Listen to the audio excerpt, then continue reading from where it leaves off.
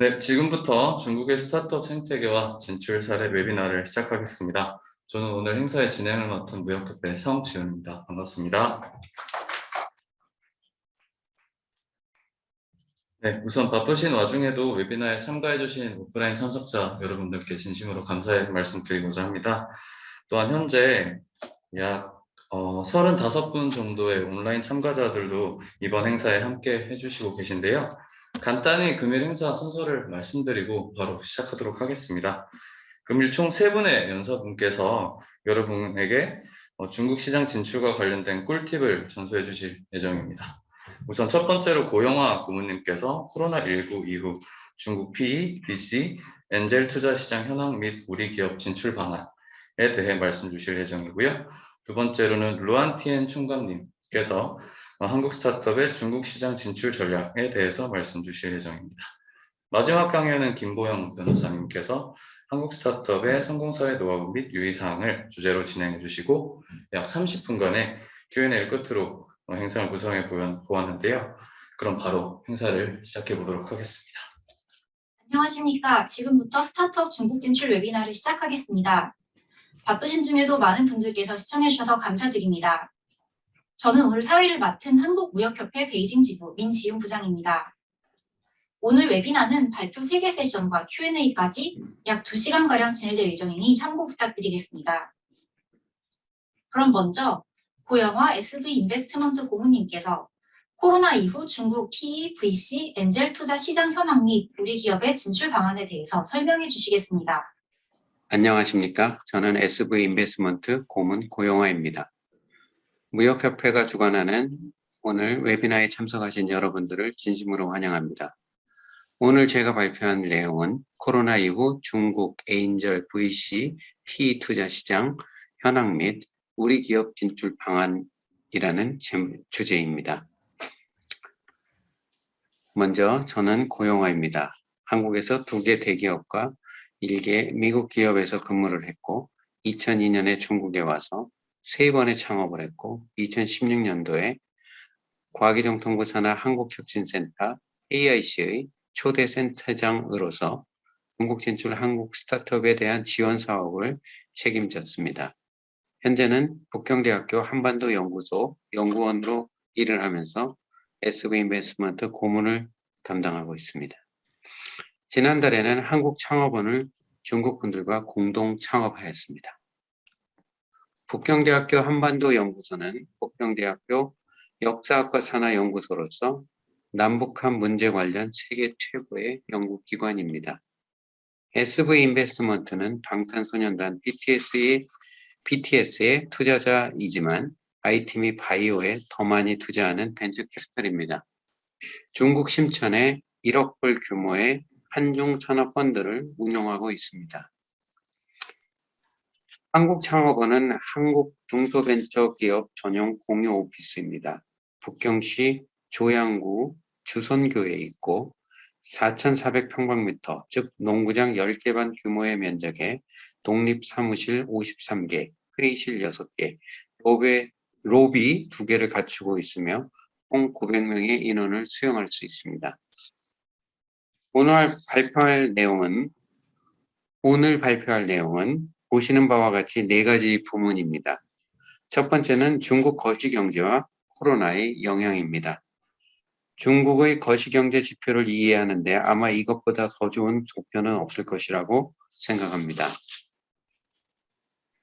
청나라가 흥할 때 중국은 전 세계 GDP의 33% 정도를 차지했습니다. 아편전쟁, 친해혁명, 국민당 정권, 2001년 중국 공산당 창당, 1949년 신중국 건국, 대약진, 문화혁명 등을 통해 여러 가지 국가 발전 정책이 있었으나 중국 경제는 지속적으로 규모가 줄어들어갔고 중국 경제 규모가 최저에 다다랐을 때인 1978년 개혁개방을 실천하게 됩니다. 개혁개방은 결실을 거둬 2010년 중국의 GDP는 세계 9.4%를 차지하면서 일본을 꺾고 세계 2위의 자리를 차지했고 앞으로 2028년에서 30년 사이에 중국은 미국의 경제 규모를 넘어 세계 최대의 경제 주체가 될 것으로 예상합니다. 1978년 개혁 개방을 선언한 이후 등소평 선생님은 중국이 하루아침에 경제 발전을 이룰 수는 없다고 보고 3단계 발전론을 제시했습니다. 1단계는 원바오, 따뜻하고 배부르게라는 뜻인데요. 의식주 기본 생활이 보장되는 사회. 2단계는 샤오캉, 조금 건강한이라는 뜻인데요. 중산층이 많은 사회. 3단계는 대동, 모두가 잘 사는 이라는 뜻인데요. 모두가 잘 사는 나라를 만들자고 주장했습니다. 시진핑 주석은 이를 바탕으로 좀 더 구체적인 실간을 제시했는데 중국 공산당 창당 100주년이 되는 2021년에 샤오캉 사회를 건설하고 신중국 건국 100주년이 되는 2049년에는 중국 민족 부흥을 이루는 중국의 꿈을 완성하자고 했습니다. 이것을 또한 두개 100년의 목표라고도 부릅니다. 중국의 14차 5년 경제사회 발전 계획은 2021년에서 2025년의 계획인데 14호 계획을 발표하면서 이례적으로 2035년 장기 계획을 함께 발표하였습니다. 두 개 100년의 목표 중간이 되는 2035년까지 사회주의 현대화 국가 건설을 목표로 제시하였습니다. 이를 국민소득 관점에서 보면 첫 번째 100년 목표 완성 지점인 2021년에는 국민소득 10,000불이 이미 달성되었고 중간 목표인 2035년에는 국민소득이 20,000불이 될 것으로 기대되고 두 번째 100년 목표가 완성되는 2049년에는 국민소득이 30,000불이 될 것으로 기대되므로 첫 번째 100년 목표 2035년 장기 목표, 두 번째 100년 목표는 각각 국민소득 10,000불, 20,000불, 30,000불이 되는 시점을 제시한 것으로 볼 수 있습니다. 이런 장기 계획의 첫 5년인 2021년에서 25년의 경제 계획인 14호 계획이 지난해 발표되었고 향후 5년간 경제 개발의 전략 방향으로 고품질 발전과 쌍순환 발전을 제시하였습니다. 고품질 발전은 양적 성장에서 질적 성장으로 가겠다는 전략이고 쌍순환 전략은 수출 주도의 국제시장 중심의 경제발전 모델을 국내 소비시장 중심으로 전환하겠다는 전략입니다. 지난해 발생한 코로나의 경제 발전에 대한 영향은 크게 두 가지로 볼 수 있는데 첫 번째가 재택경제의 출현입니다. 코로나의 영향으로 외출이 줄어들면서 개인 소비 생활과 직장 생활이 가정을 중심으로 변화하게 된다는 것을 말합니다.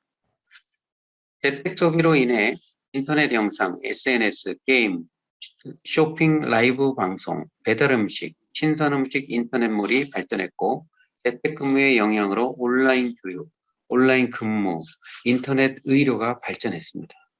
특히 쇼핑 라이브 방송이 유행하면서 유명 KOL이 등장하게 되었고 리저치는 팔로워 2,366만 명, 웨이안은 1,939만 명, 루용하오는 3,632만 명을 보유하게 되었습니다. 심지어 2020년 4월 시진핑 주석이 농촌을 시찰하면서 쇼핑 라이브 방송 현장을 방문해서 쇼핑 라이브 방송은 농촌 상품을 판매하는 중요한 수단이라고 강조하면서 농촌까지 쇼핑 라이브 방송이 유행하게 되었습니다. 재택 경제의 중요한 축이 온라인 교육인데 중국에서는 소위 팅커 부팅쉐, 즉 학교는 쉬어도 학습은 쉬지 않는다는 유행어를 만들면서 코로나 유행이 시작된 이후 온라인 교육 콘텐츠량이 5, 60배로 폭발적인 성장을 하였습니다. 하지만 2021년 7월 중국 정부의 과외금지 조치가 발표되면서 많은 온라인 교육 업체는 파산에 이르게 됩니다. 코로나의 영향 두 번째로는 신형 인프라 건설에 부각을 둘 수 있습니다. 2009년 세계 금융위기 당시 경기 부양책인 철공기, 즉 철도, 공공도로, 인프라 건설에 4조 위안을 투입해서 경기를 부양했던 경험을 바탕으로 2020년 코로나 위기를 극복하기 위한 신형 인프라 건설에 나서야 한다는 주장이 대두되었습니다. 신형 인프라는 5G, 공업인터넷, 빅데이터 센터, 인공지능 등의 정보통신망, 특고압, 신에너지차 및 충전소 등의 에너지망, 성간 철도 및 도시 철도 교통망 등 7대 핵심 분야로 구성되어 있습니다. 하지만 경기 과열을 우려하는 목소리가 커지면서 실제 신형 인프라 건설이 전면적으로 실시되지는 않았고 2021년 발표된 14호 계획의 일부에 반영이 되어 있습니다. 코로나 영향을 정리해보면 2020년에는 코로나에도 불구하고 GDP가 2.3% 성장하고 최초로 100조 위안을 돌파했으며 국민소득 1만 불을 달성해서 첫 번째 100년 목표를 달성했습니다. 2021년에는 14호 계획의 첫 해이고 고품질 발전과 국내 순환 발전에 초점을 두었습니다. GDP 성장률 8.1%를 달성했고 이 중에 소비가 5.3%포인트, 투자가 1.1%포인트, 수출입이 1.7%포인트를 차지하고 있습니다. 두 번째 장은 오늘 발표의 핵심인 2021년 중국 에인절, VC, PE, 투자시장 현황에 대한 내용입니다. 중국의 비상장 주식 투자 회사의 변화를 보면 중국 비상장 주식 투자 시장의 역사를 알 수 있습니다. 중국 주식 시장은 1990년 신천 주판과 상해 주판이 거의 동시에 개설되었고 2004년에 심천 중소기업판이 개설되었고 2009년에 심천 창업판이 개설되었습니다.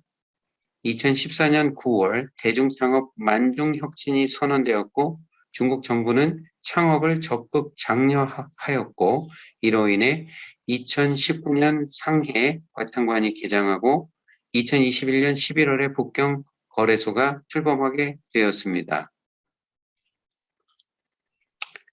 2021년 중국 비상장 주식 투자 시장 관련 주요 정책을 보면 2월에 전정특신 중소기업이라는 우리말로 말하면 강소기업 육성 정책을 발표했고 7월 24일에 쌍감 정책, 즉 학생들의 숙제와 과외를 경감하는 조치를 발표했습니다. 이로 인해 코로나 이후 폭발적인 성장을 이루던 온라인 업체가 대부분 파산하는 상황이 되었고 아이러니하게도 교육비가 줄어든 가정들이 대거 식당을 찾으면서 요식업이 크게 성장하게 되었습니다. 9월에는 데이터 안전법이 나오고 10월에는 반독점법 수정안이 통과되었고 11월에는 재테크 안전심사 방법이 발표되면서 전반적으로 플랫폼 기업에 대한 관리가 강화되었습니다. 11월에는 북경 거래소가 개장되었고 12월에는 홍콩 증시의 스펙을 통한 상장을 2022년 1월부터 실시한다는 조치가 발표되었습니다. 미국과 중국의 비상장 주식 투자 시장을 비교해보면 중국의 경우 투자 건수는 미국의 48% 규모이고 투자 금액은 20% 수준이지만 창업판, 과창반 등의 영향으로 투자 회수가 유리한 상황에 놓여 있습니다. 비상장 주식 투자는 성장 단계에 따라 에인절, VC, PE 세 가지 투자자가 있고 투자 회사는 크게 펀드 모집, 투자, 관리, 회수의 네 가지를 하는데 투자 관리는 회사 내부의 일이라서 통계가 되지 않기 때문에 펀드 모집, 투자 회수의 세 가지 관점에서 구체적으로 말씀을 드리겠습니다.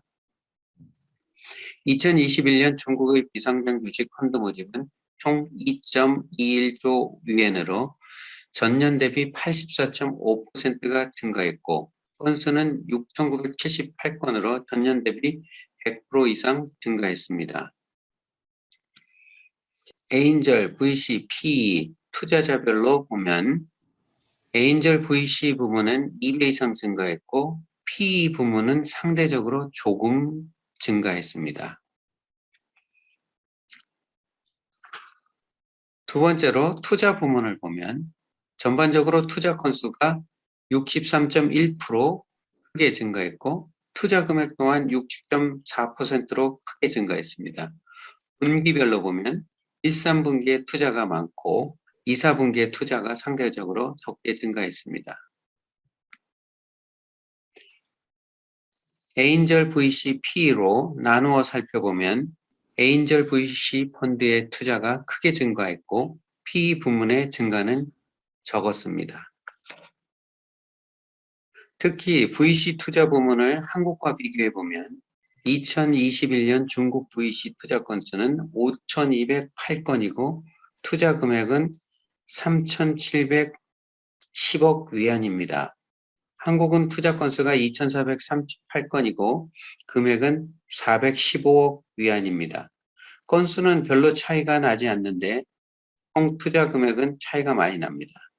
그래서 특이한 점은 건당 투자 금액이 중국이 한국보다 4.18배 크다는 점인데 이것은 중국의 시장이 크기 때문에 기업 가치가 상대적으로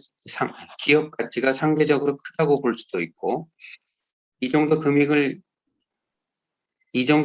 유치해야만 큰 시장에서 살아남을 수 있기 때문에 살아남을 회사에만 집중적으로 투자한다고도 볼 수 있습니다. 다른 한 가지 특이점은 투자 유치 확률이라고 볼 수 있는데요. 2021년 중국의 창업 기업 수는 연간 904만 개 기업이 있는데 이 중에 5,208개 기업이 투자 유치를 성공했고 투자 유치 확률은 1,736분의 1입니다. 반면 한국은 창업 기업 12만 6,900개 중에 2,438개 기업이 투자 유치를 했기 때문에 투자 유치 확률이 52분의 1이 됩니다. 즉 중국에서 투자를 유치하는 것은 한국보다 33배 어렵다는 것을 나타내는 것입니다. 투자 업종을 살펴보면 IT, 바이오 의료 건강, 반도체 및 전자장비, 인터넷 등 4대 인기 업종에 70%의 투자가 집중되고 있습니다. 투자가 폭증하는 업종을 살펴보면 자동차 환경, 반도체 부문도 있지만 전통 산업인 식품, 음료, 연쇄 및 소매가 늘고 있는데 사교육 금지 조치의 영향으로 보입니다. 기업 발전 단계로 보면 A라운드에서 가장 많은 투자가 일어나며 지난 3년간의 A라운드의 평균 투자 금액이 증가했다, 줄어드는 그런 현상을 보이고 있습니다. 중국 비상장 주식 투자회수의 현황을 보면 2021년 중국 총 투자 회수 건수는 4,532건이고 전년 대비 18%가 증가했으며 그중에 IPO는 3,099건을 차지해서 전년 대비 27.3%가 늘었습니다.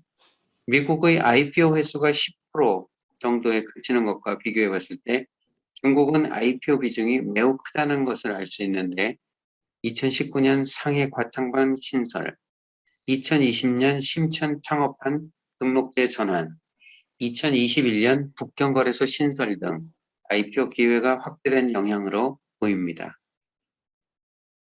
에인절, VC, PE별로 투자 횟수를 살펴보면 에인절, VC, PE 펀드들 모두 IP를 통한 투자 횟수가 전년 대비 14.5%, 28.7%, 26.8% 증가했습니다.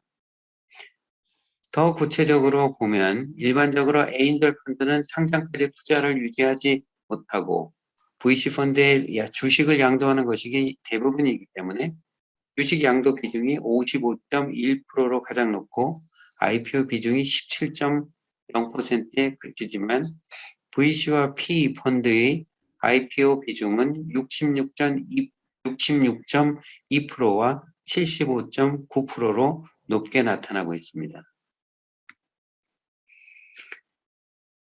2021년 중국 기업은 국내외 총 645개 기업이 IPO에 성공했고 이 중 국내 522개, 홍콩 87개, 미국 36개로 통계되었습니다.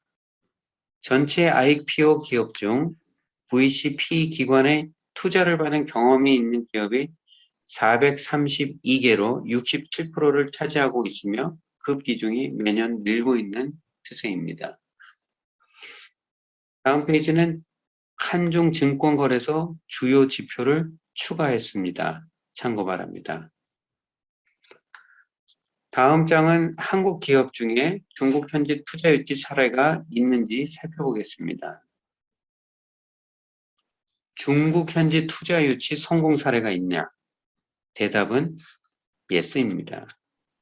제가 한국혁신센터 KIC 중국 센터장을 지내던 2016년도 여름부터 2018년도 가을까지 약 2년 동안 이뤄낸 성과가 4개 기업 900만 달러의 투자 유치입니다. 이퀄키는 인공지능 수학교육 서비스 기업입니다. MODA를 참가한 후 KIC 인큐베이션에 참여한 기간 중인 2017년 11월 중국 까오코 그룹으로부터 400만 불을 투자 유치했습니다. 엘메카는 인공지능 석정기 의료제품 개발 회사입니다. 나이파의 추천으로 KIC 중국 엑셀러레이션을 마친 후 2017년 11월 중국 후난 하이핑 국제 투자 그룹으로부터 150만 불을 투자 유치했습니다. 노르마는 무선 네트워크 보안 소프트웨어 개발 회사입니다.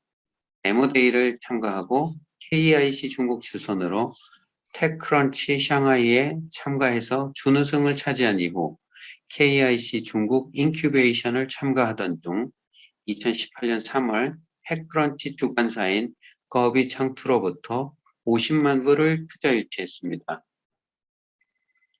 버즈폴은 자궁 경부암 인공지능 원격 판독 시스템 개발 기업입니다. 나이파와 KIC 중국이 공동 주최한 한중 헬스케어 ICT 기업 상담회에 전시 참가를 하고 KIC 중국 인큐베이션에 참가하던 중 2018년도 7월 300만 불을 투자 유치했습니다. 투자 유치 성공 원인을 분석하면 크게 4가지로 요약할 수 있는데 첫 번째는 수요에 맞는 기술을 보유하고 있었다는 것입니다. 2017년 18년도에는 2015년 3월 이세돌 알파고의 바둑 대결 이후 전 세계에 인공지능 열풍이 불어 중국 정부도 2017년 7월 차세대 인공지능 계획을 발표하던 시기인데 이때 인공지능 솔루션을 가지고 중국에 왔다는 것입니다. 안타까운 것은 당시 KIC 중국의 인큐베이션을 받던 의료영상 분야 L사는 텐센트의 협력 제안을 받고도 미국에 먼저 진출해야 한다는 결정을 하는 바람에 중국 진출 기회를 놓쳤다는 것입니다. 아마 이때 텐센트의 제안을 받아들였다면 현재는 유니콘이 되어 있을 것입니다. 투자 유치 성공 원인 두 번째는 높은 기술력입니다. 예를 들어 무선 네트워크 보안 기술력을 예를 들어 노르마는 무선 네트워크 보안 기술력을 보여주기 위해 아이폰의 와이파이 해킹 시연, 테슬라 자동차 해킹 시연 등을 지속적으로 보여주었습니다. 투자 유치 성공 원인 세 번째는 인큐베이션을 통해 투자자와 지속적인 미팅을 이어왔다는 것입니다. 데모데이에 참가해 본인들에게 관심이 있는 VC들을 몇 개 발굴하고 중국 현지 인큐베이션 엑셀러레이션에 참가하면서 투자자들에게 각사의 기술을 어필하고 투자에 대한 확신을 심어주었습니다. 소위 알리바바에 투자한 손정희는 마인과의 6분 만의 대화로 2천만 불을 투자했다는 이야기는 완전 소설입니다. 투자 관심과 투자 실행은 많은 차이가 있습니다. 손정희와 마윈이 만난 것은 2000년 1월이었지만 실제 손정희의 투자 자금이 알리바바 통장에 입금되는 것은 2000년 12월입니다. 거의 1년에 걸쳐 지속적으로 비즈니스 모델, 수익 모델을 설명하고 사업 성공에 대한 확신을 불어넣어 주었기 때문에 투자가 성공할 수 있었습니다. 투자 유치 성공 원인 마지막 네 번째는 한국의 매칭 펀드입니다. 한국 투자자가 투자를 하지 않는 기업에 중국 투자자가 투자를 할 것인가? 당연히 안 합니다. 제가 KIC 중국을 책임지고 있을 때에는 중국 투자자들이 한국 스타트업에 투자하면 한국 VC들이 함께 투자할 수 있는 MOU를 한국 VC들과 맺어서 중국 투자자들을 안심시켰습니다. 그럼 마지막으로 우리 기업 진출 방안을 대신해서 중국 유망 기술 및 산업에 대해 소개하는 것으로 오늘 발표를 마무리 짓겠습니다. 매년 미국 가트너 그룹은 기술 트렌드를 발표합니다. 여기에는 2년 안에 실현될 기술, 2에서 5년 내에 실현될 기술, 5년에서 10년에 실현될 기술, 10년 이상 걸리는 기술이 같이 표시되는데 VC 펀드는 존속기관이 5년에서 8년밖에 되지 않기 때문에 2년에서 5년 내에 실현될 수 있는 기술들을 전 세계 VC들이 주목하게 되고 중국도 이 트렌드를 따라갑니다. 2021년 발표된 2년에서 5년 내 실현 가능한 기술은 실시간 사고 명령센터 서비스, 생성적 AI, 구성 가능한 애플리케이션, 직원 커뮤니케이션 애플리케이션, NFT, 분산 ID입니다. 2021년에서 25년 중국의 경제개발 밑그림인 14호 규획에 보면 중점 기술 7개와 중점 산업 8개가 열거되어 있습니다. 중점 기술 및 중점 산업 관련 제품과 서비스는 중국에서 환영을 받을 것입니다. 2021년 중국 비상장 주식 펀드 인기 투자 분야도 잘 살펴보아야 합니다. 신기술 분야인 자동차, 클린 환경 기술, 반도체 및 전자장비도 있지만 전통 산업인 연쇄 및 소매, 식품 및 음료 분야도 있다는 것을 눈여겨봐야 합니다. 이상으로 저의 발표는 마쳤습니다. 오늘 웨비나에 참석하신 모든 기업들의 성공적인 중국 진출을 기원합니다. 감사합니다. 고영하 고문님 감사합니다. 강의 잘 들었습니다. 다음은 중관촌 이노웨이 글로벌 인큐베이팅 사업부의 루안티엔 총감님을 모시고 우리 기업들이 중국으로부터 투자를 받을 때 유의사항과 중국 스타트업 시장 동향 및 향후 전망에 대한 강의를 듣도록 하겠습니다.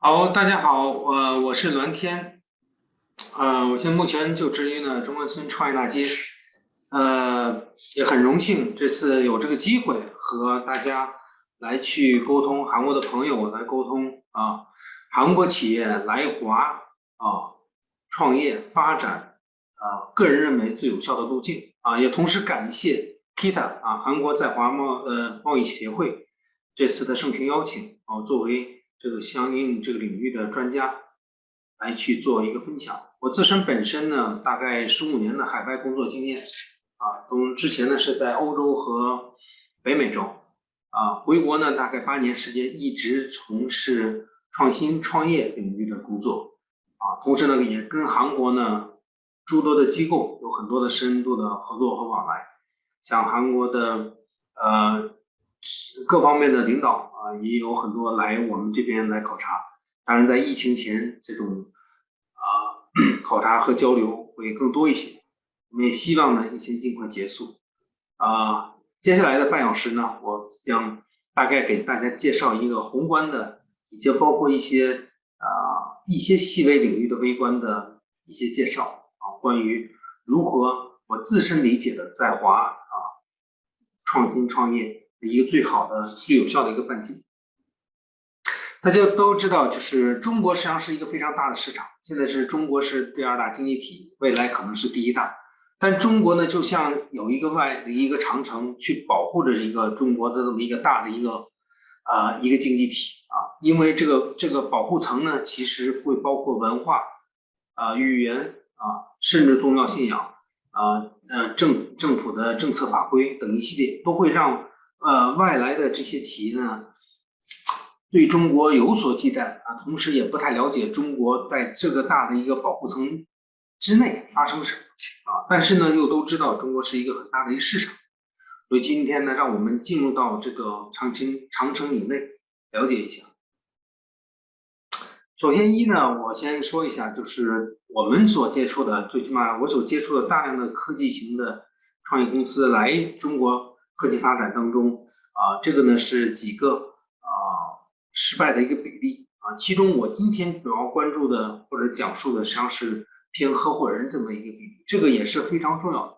很多的企业在自身的发展过程中会遇到诸多的合伙人的问题，这个不光是其他国家来中国，甚至包括任何一个国家，在这个问题上都是一个很大的问题。对于尤其初创型的公司，如何选对一个合伙人，而且这个合伙人能阶段性、持续性的跟你成长在一起，因为呢，这个本身你这个合伙人自身本身就是在迭代的发展，能迭代出来的，那才能作为未来的一个大型公司的一个 CEO。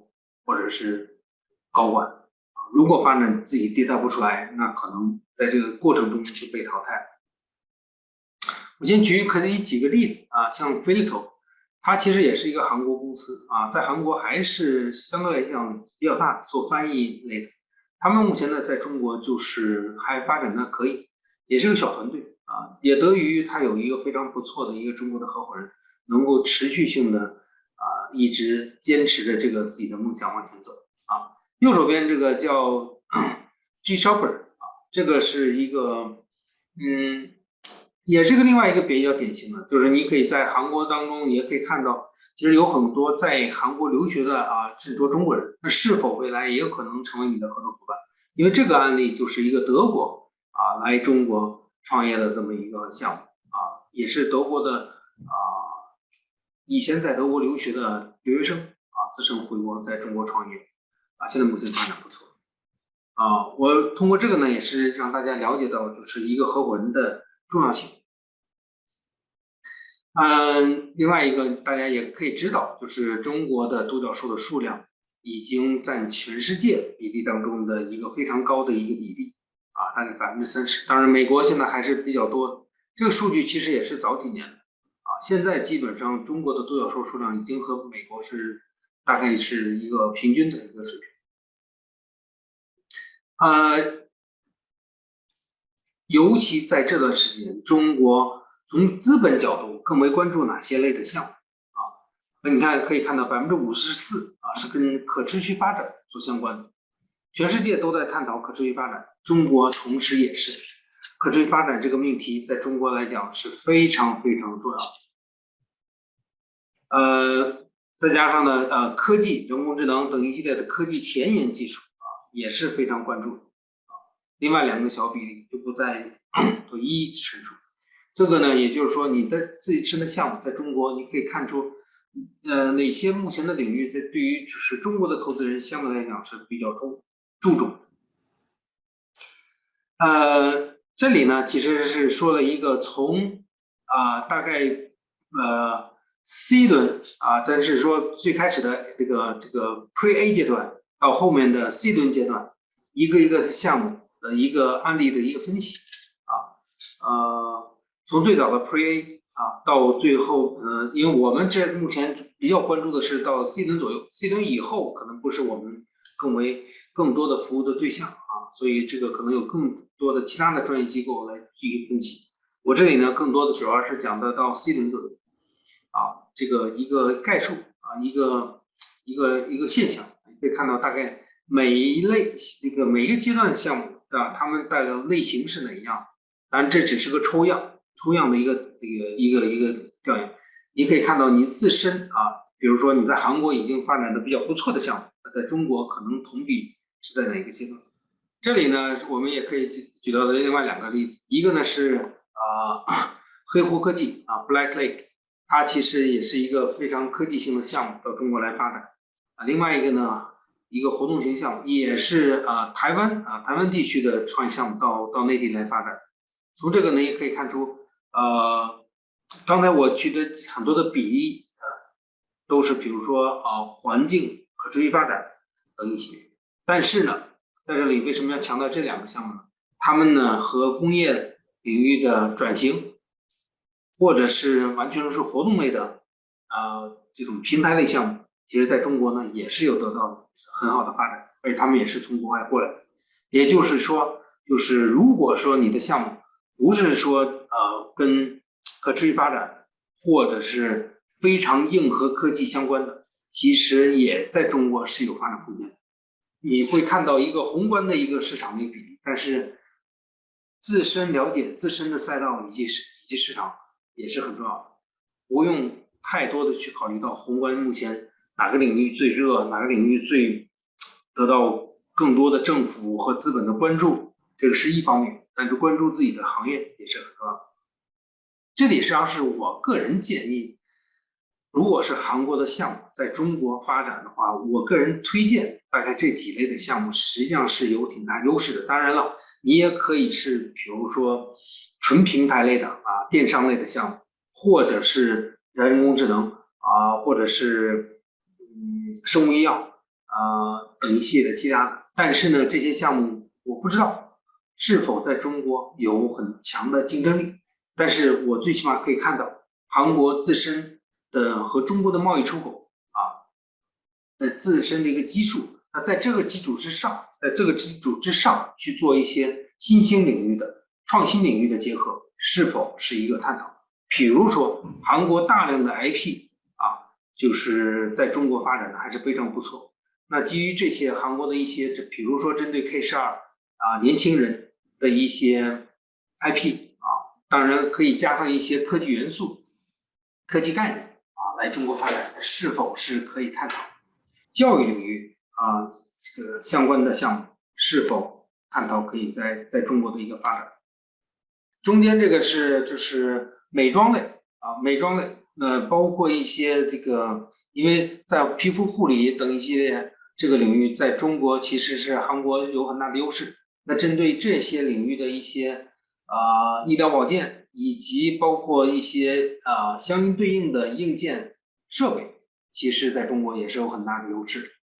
第3类就是右边这个是类似韩国的这种这个小家电产品、3C 产品，比如说针对母婴市场或者是针对就是普世市场也可以，这种3C 类电子类产品，韩国还是有很大优势的但我们可以找到一些比较有意思的这个一些新兴领域。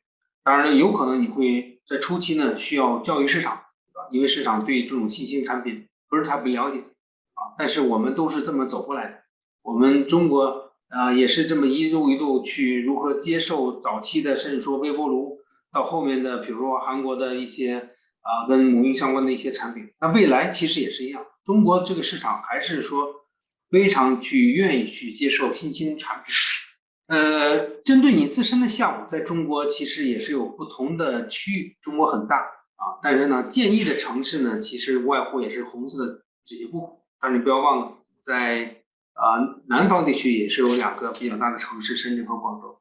那北京呢，作为这个长江以北这个长江以北非常重要的一个节点长江以北非常重要的节点。这里呢，其实因为北京覆盖了全中国最好的优质的大学全中国第1名、第2名的大学都在北京。不止于此全北京大概有40多所国家级的高校包括大型的科技公司以及一部分的500强公司还有大量的央企都是在这个区域聚集。而且北京呢也是长江以北非常重要的城市，也就是说你覆盖北京，甚至说能够覆盖长江以北的很大的市场。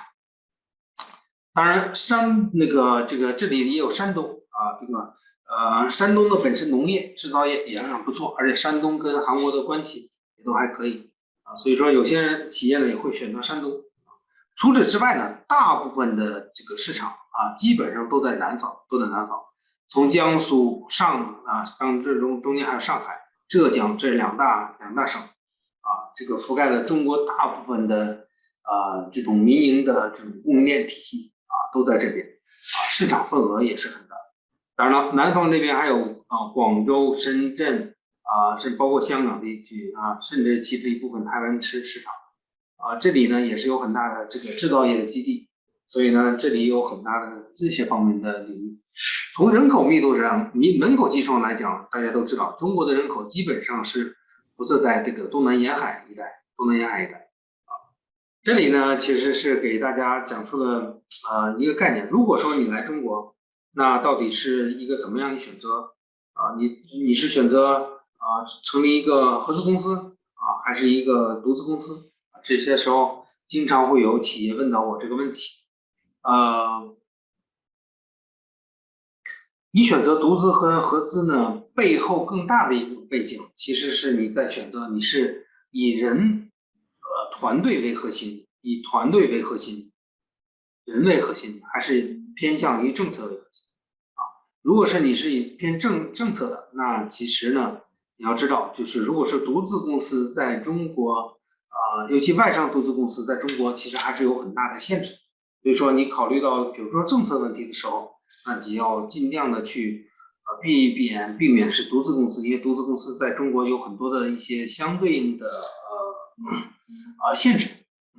而合资公司呢，在中国呢相对来讲比较好，同时呢也和一个人去打交道，一个合作伙伴的一个机制来去做衡量和变通黑字的部分这边都是像是独立或者是独资或者合资公司的优势这个蓝色的部分呢，或者这边的红色的部分呢，实际上是一些劣势你可以基于这些呢去做自身的一个判断。这里呢我就不太多的做赘述然后呢，我在这里呢花一些精力去讲一下，大家呢很多时候来中国呢都会担心知识产权问题。确实，中国在知识产权领域呢一直是有很多的诟病同时呢，国家也在这方面呢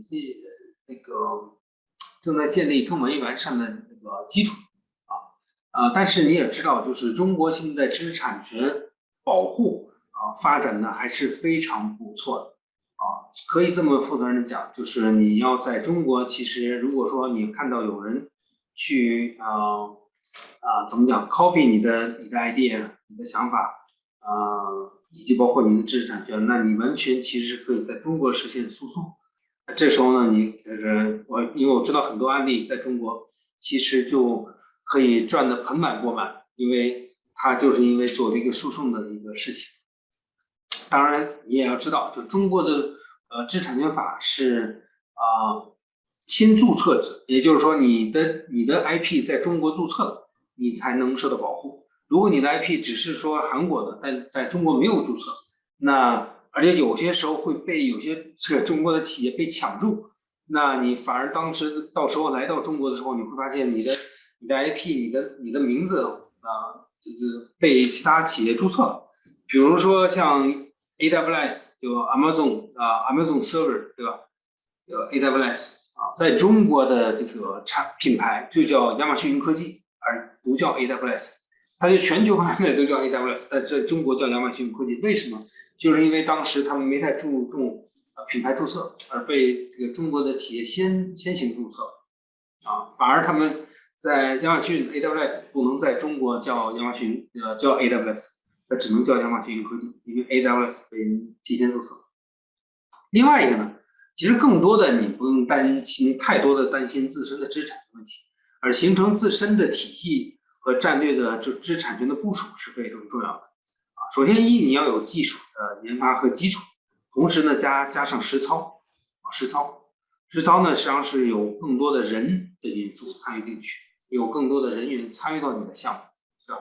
在这之上形成知识产权保护，就如果说没有技术和这个实际的应用，而单纯讲知识产权保护，实际上是没有太大意义的，是浪费时间的。在中国尤其重要。那一会儿呢，我可以讲到，就是说很多的企业到中国呢，也是因为不同的原因无论怎么样呢，就是中国呢也是包括韩国政府也一样，我们会有从政府角度呢会提供大量的各种各样的服务，你的注册、你的申请、你的知识产权保护等一系列的服务。但这些呢其实都不是最为重要的，或者是作为一个科技公司、初创公司到比如另外一个异地市场来发展，最为需要去关注的事情。最为需要关注的是什么？首先，你的产品是否能够适合当地的市场，所以说你要在这方面做一定的调研。营销整个的通路是要畅通的，再加上你的产品具体是 to B 的还是 to C 的 ，to B 和 to C 在任何国家都是有大量区别的，在中国尤其非常明显，因为中国的 C 端用户实际上是完全是用脚投票，用他的用户体验、客户体验来去选择你的市场，选择你的产品。但 to B 或者是咱们因为有时把 to B、to G 就是 to government、to business， 甚至 to military， 对吧？这个就是对军方，对吧？这个呢都算在一起。在这个大范围领域当中呢，其实很多时候它有可能不是针对于纯市场行为，它有可能通过一些战略的原因或者包括一些更大的 PR 的原因，能够去满足或者买你的产品，而不是说针对于 C 端用户体验。所以说这个区别，尤其在中国还是蛮大的。所以说你的策略你的产品，因为有的产品实际上是又可以 to B 又可以 to C， 所以你要进行一个非常重要的一个抉择当然你可以初期的时候去两边都尝试，但是你要迅速去定位你的产品是 to B 还是 to C， 你不要告诉我你两个方向都做，这个是很难的。另外呢，就是大量的企业选择中国市场的时候，不光是韩国就是无外乎大概这4类原因尤其韩国我发现就是第一类，我们这个中小企业的市场因为以前呢都是大型企业来去其他国家发展，现在呢因为互联网化、平台化服务型企业这个服务型政府这种概念，所以说中小企业呢也有很大的跨国发展的空间当然了，这个实际上是因为政府可能也是营造这些氛围，尤其韩国政府也是提供大量的机会中国其实也是一样。那你要去选择你来中国，是因为只是说政府有这个支持，你去考虑一个异地市场、跨国市场，还是你现在已经 ready 了，一定要强调和认识到自身的本身的发展状况，而不要做催生。这个在中国讲话叫拔苗助长。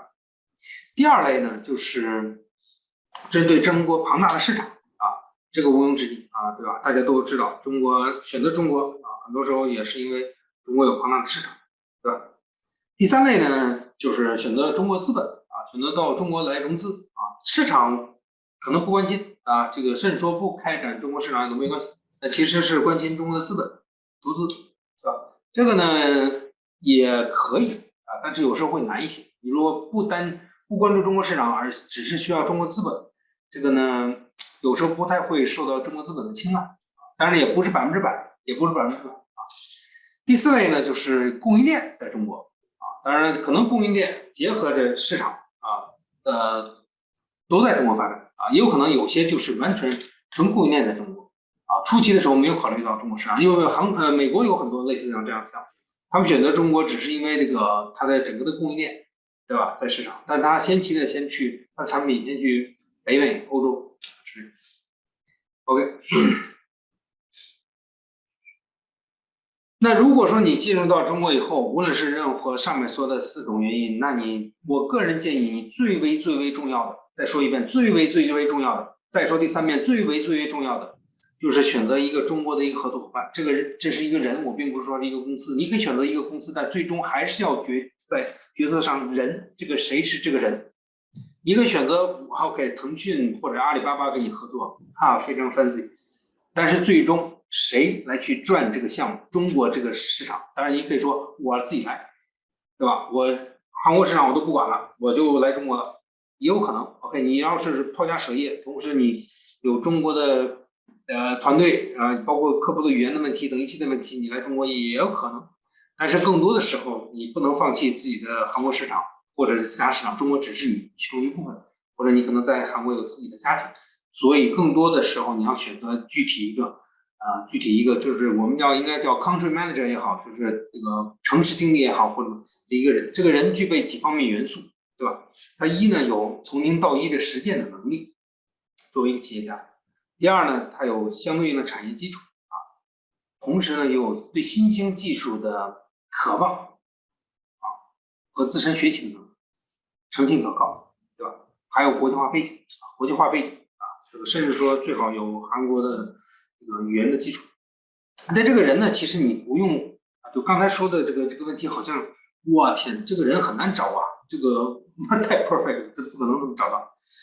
那你要把这个事情拆分开，你只是找到这个人去解决你第一阶段的事情，就这个人这个项目如何 set up， 去解决这个初期的问题，如何去解决这个知识产权问题，对吧？初期的市场那个定位问题，那这时候你就会发现，这个人虽然说他有8名内容去知道很多的事情，但是呢，他不用那么有强大的背景和资源你不用挖一个比如说500强公司的一个 VP 来，你可以先期就找一个人以前自己创业，对吧？同时又有国际化背景，然后等一些在这个领域当中有一些积累基础。那这个人呢，去专注到只是第一阶段，这个第一阶段结束以后呢，第二阶段融资以后，你通过机制通过这个合伙人机制，让他去明白第二阶段他有可能就要走掉，对吧？大家在之前把这个事情说明白、说清楚。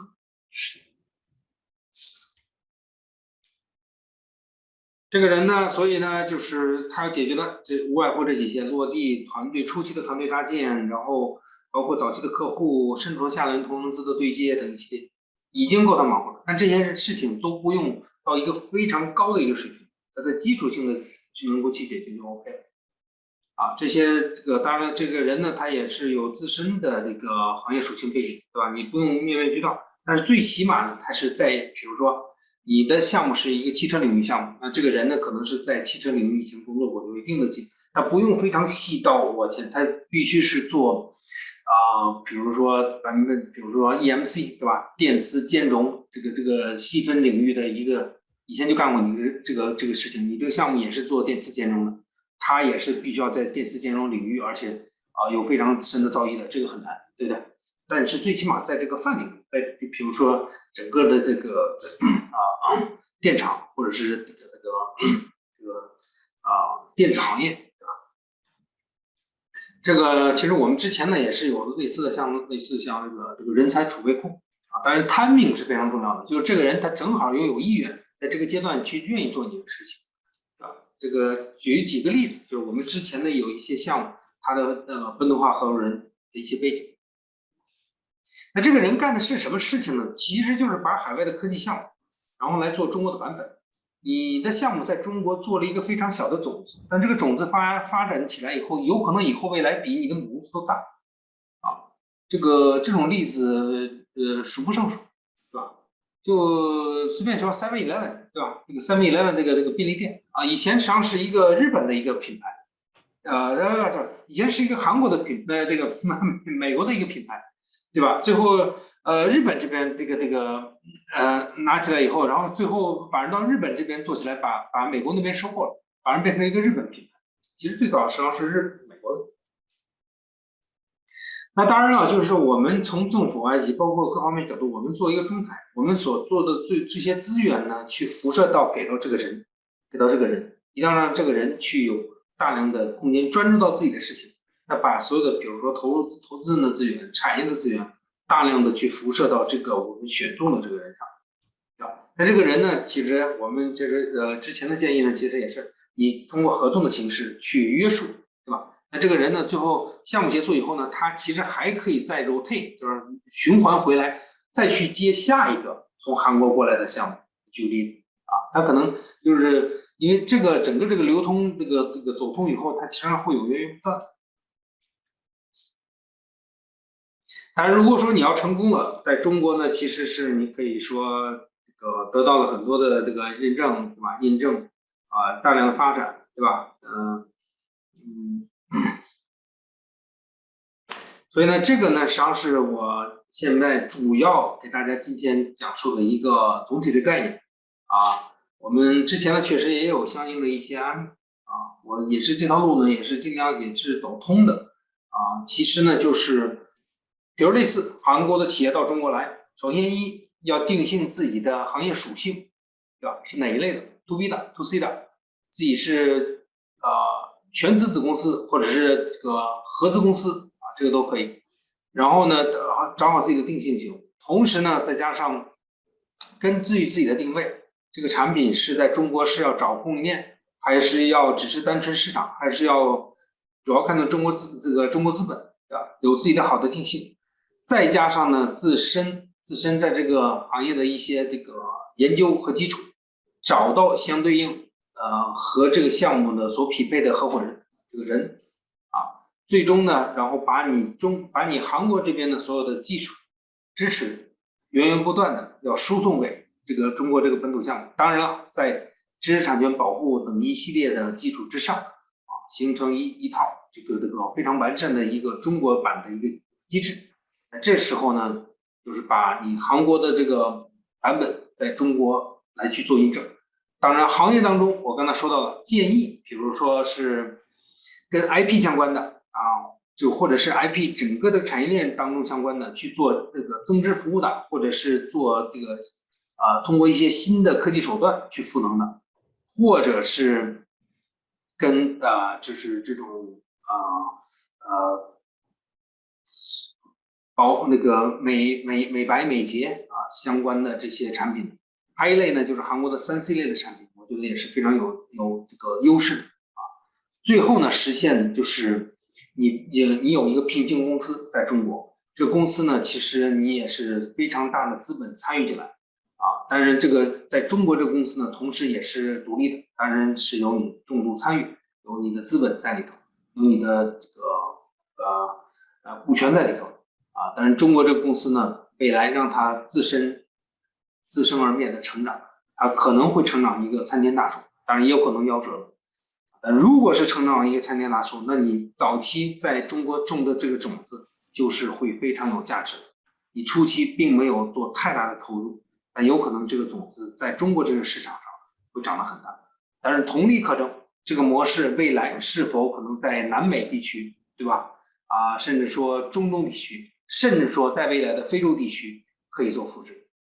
好了，感谢大家，我今天的分享呢到此结束，也再次感谢 Kita 这个我们的合作方盛情的邀请把我作为这次咱们的韩国在华发展的一个相关的一个介绍的演讲讲师，感谢。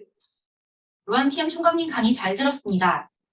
다음은 중국으로부터 실제 투자 유치를 받고 있는 한국 기업의 사례를 들어서 우리 기업들의 유의사항에 대해 킹앤우드 법률사무소 김보영 변호사님께서 성공 사례 노하우를 공유해 주시겠습니다. 안녕하세요. 김보영입니다.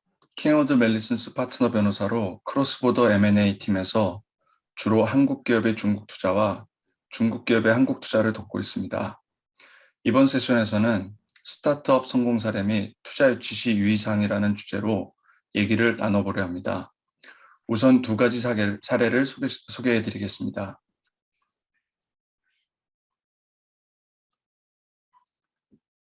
첫 번째 사례는 아이엔코라는 업체로 2015년 설립되었습니다. 중국 시장을 대상으로 한국 상품의 역직구를 시작으로 현재는 예스비라는 온라인 풀필먼트 사업을 진행하고 있습니다. 풀필먼트란 단순한 온라인 판매를 넘어 상품의 입고부터 재고 관리, 분류, 배송 및 AS까지 전 과정의 업무를 대행해주는 사업입니다. 이 회사를 설립한 전재훈 대표와 심세나 이사가 북경대학교 후배라 회사의 성장 과정을 가까이서 지켜볼 수 있었습니다.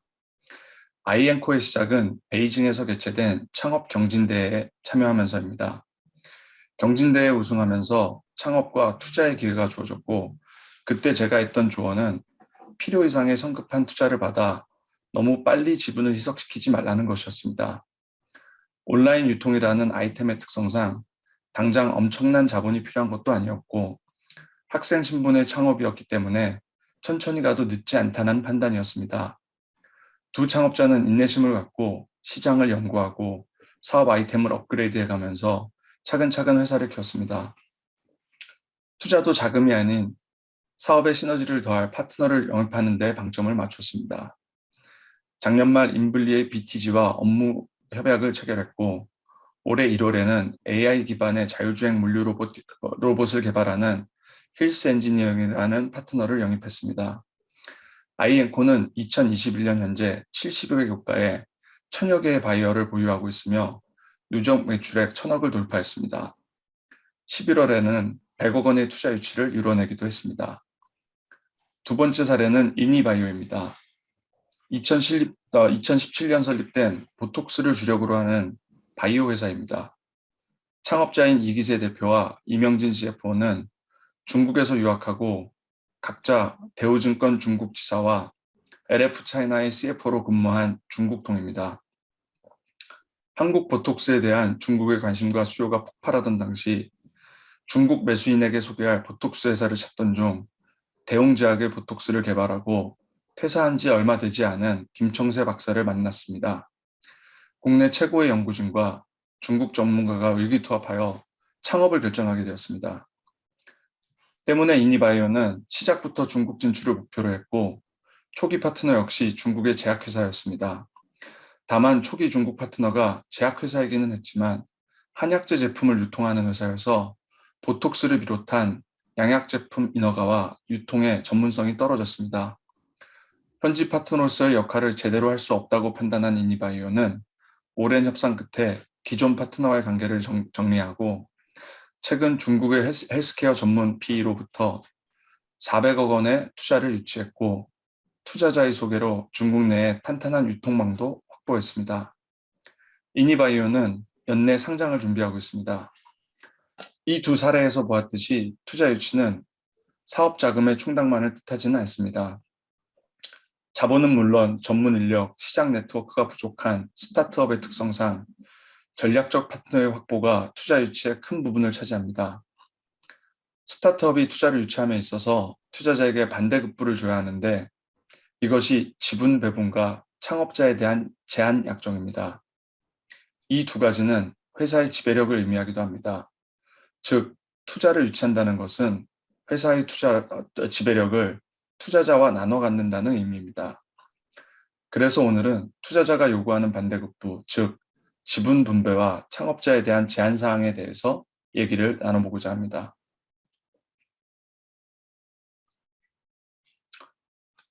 지분 분배에서 꼭 생각해야 하는 한 가지는 회사의 지분율은 유한하다는 것입니다. 더 엄밀히 얘기하면 신주를 발행하면 되는 주식수와 달리 회사의 지분율은 100%로 정해져 있습니다. 그 지분율을 창업자, 핵심 창업그룹, 그리고 투자자가 나눠 가져야 한다는 것이고 그를 위한 사전 계획이 수립되어야 합니다. 초반에 창업자와 창업그룹의 지분이 너무 많이 이석되면 창업의 동력이 사라지고 그런 회사는 투자자에게 매력이 떨어집니다. 그래서 지분 배분에 있어서 창업자의 지배권과 핵심 인력의 동기를 보장하고 초기 투자자에게는 투자금에 상응한 지분을 안겨주는 동시에 후발 투자자에게도 여전한 매력을 유지해야 하는 지분 분배의 설계가 필요합니다. 최초의 지분 분배는 창업자 그룹 간에 발생합니다. 이니바이오 사례에서 기술을 가진 연구진과 시장과 자본을 끌어오는 중국 전문가 사이에 1차적인 지분 분배가 일어났습니다. 각자의 역할과 공헌에 맞게 지분 분배를 해야 합니다. 대개는 무리 없이 진행되지만 이 과정에서 잡음이나 마찰이 발생하는 경우 회사가 설립되지도 못하거나 얼마 못 가 자초하는 결과를 초래하게 됩니다. 두 번째 지분 분배는 회사가 커가는 과정에서 영입된 핵심 인력과 공헌도가 늘어나는 직원을 장려하기 위한 지분 분배입니다. 자본력이 부족하여 핵심 인력에 대한 현금 보상이 어려운 스타트업의 경우 현금 대신 회사의 지분을 나눠줍니다. 이것이 다들 잘 알고 있는 스탁 옵션의 개념입니다. 직원이 직접 회사의 주식을 저가에 매수할 기회를 제공하는 한국과 달리 중국에서는 조금 특별한 방식의 스탁 옵션을 집행하는데 직원들의 지분을 대리 보유하는 지분 보유 플랫폼을 설립하는 것입니다. 주식을 발행하는 주식회사와 달리 투입된 자본금에 비례하는 지분율을 보유하게 되는 중국의 유한책임회사의 특성상 생겨난 구조입니다. 또 회사의 성장 과정에서 이런저런 이유로 창업그룹 중 일부가 먼저 엑싯을 요구하는 경우도 발생하는데, 중국에서의 엑싯은 원칙적으로 현금을 주고 지분을 되돌려받는 것이기 때문에 그에 대비한 자금 또는 대응책을 마련해 두어야 합니다. 세 번째는 투자자와의 지분 분배입니다. 이는 조금 더 복잡합니다. 여기서 나오는 개념이 EV, 기업 가치입니다. 단순히 얘기하면 회사의 가치를 얼마로 볼 것이냐에 따라 투자금에 따른 지분율을 조정하는 것입니다. 회사의 가치를 높게 책정한다고 하여 좋은 것만은 아닙니다.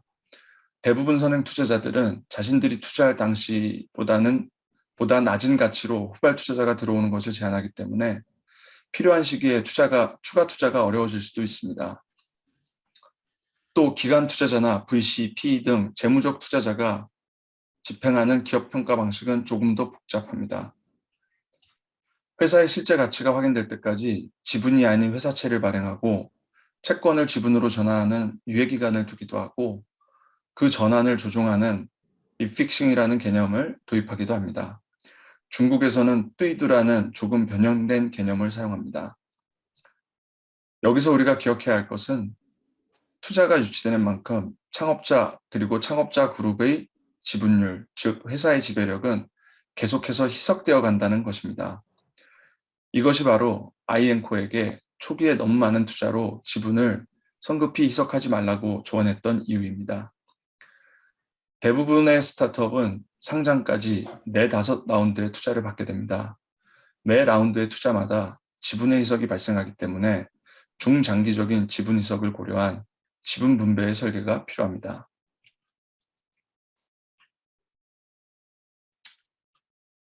투자자의 유형에 따라 요구사항이 조금씩 다를 수 있습니다. 크게는 전략적 투자자는 회사의 경영 참여 및 통제권을, 재무적 투자자는 투자 수익의 보장을 강하게 요구합니다. 우선 전략적 투자자는 대개 회사의 사업과 연관성이 있는 중견 또는 대기업인 경우가 많고, 이들은 투자를 통해 궁극적으로 수직 또는 수평 계열화를 원합니다. 때문에 피투자 회사가 투자자의 성장에 도움을 주는 방향으로 발전하는 것이 중요하고, 이를 위해서 피투자 회사의 경영에 깊숙이 개입하고자 합니다. 특히 주요 경영권 또는 경쟁 관계를 유발할 수 있는 결정에는 거부권을 요구하기도 합니다. 전략적 투자자의 장점으로는 유사한 산업군의 경영관리 능력과 노하우를 전수받을 수 있다는 것이 있고, 또 투자자의 산업 생태계의 일원으로 참여하여 기술 지원 및 캡티브 마켓 확보를 통한 안전적 수익을 기대할 수 있다는 것입니다.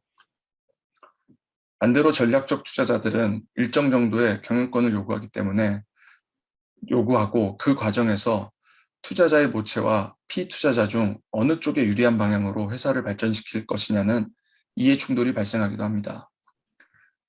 또 궁극적으로는 잠재적 경쟁 대상이 되는 경우도 있습니다.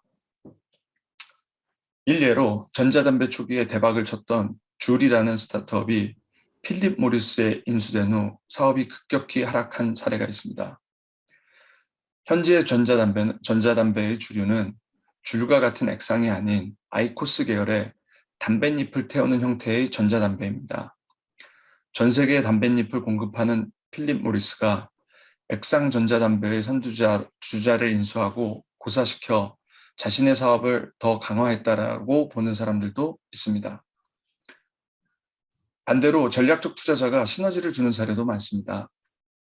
온라인 플랫폼과 SNS를 주업으로 하는 카카오는 그 상품이 되어줄 컨텐츠가 필요했고, 이에 2015년도 포도트리라는 회사를 인수합니다.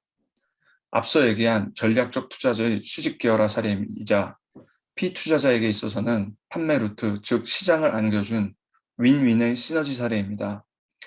여기에 더해 포도트리의 창업자인 이진수 대표는 현재 카카오엔터의 대표를 맡고 있습니다. 인수된 스타트업의 창업자가 투자자의 대표가 된 사례입니다. 이에 반해 재무적 투자자는 그 목적이 수익 회수에 있습니다. 때문에 사업에 대한 지배나 참여보다는 회사의 재무적 통제에 주안을 둡니다. 그 수익을 보장하는 방편으로 VAM, 풋옵션, 드래그얼론, 태그얼론, 반이석 등 여러 가지 보장 조치를 요구합니다. 항상 그런 것은 아니지만 창업자는 수익을 재투자하여 사업을 성장시키고자 하는 반면 재무적 투자자는 회사의 성장보다는 수익의 분배를 더 중요하기 때문에 이해 충돌이 발생할 수도 있습니다.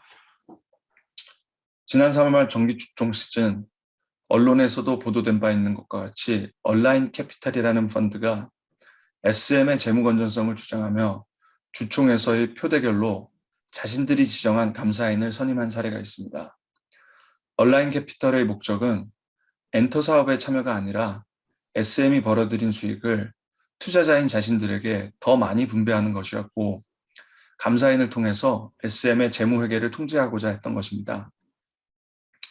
얼라인 캐피탈의 주장의 핵심은 창업자인 이수만 회장이 프로듀싱비를 너무 많이 받아가고 있다는 것에 있었습니다. 음반 회사에 있어 프로듀싱비는 생산 원가에 속하기 때문에 비용을 줄여 수익 분배를 더 해야 한다는 논리이기도 합니다. 재무적 투자자가 늘 피투자 회사와 대척점에 있는 것은 아닙니다. 병아리를 잡아먹기보다는 더 키워 꾸준한 결함을 원하는 재무적 투자자들도 많습니다. 실제로 이니바이오에 투자한 PE의 경우 자신들이 투자한 헬스케어 포트폴리오와 이니바이오를 연결하고 이니바이오를 자신들의 생태계로 들어오도록 하여 궁극적으로는 이니바이오의 상장을 통해서 자신들의 투자의 목적을 실현하고자 하는 것입니다.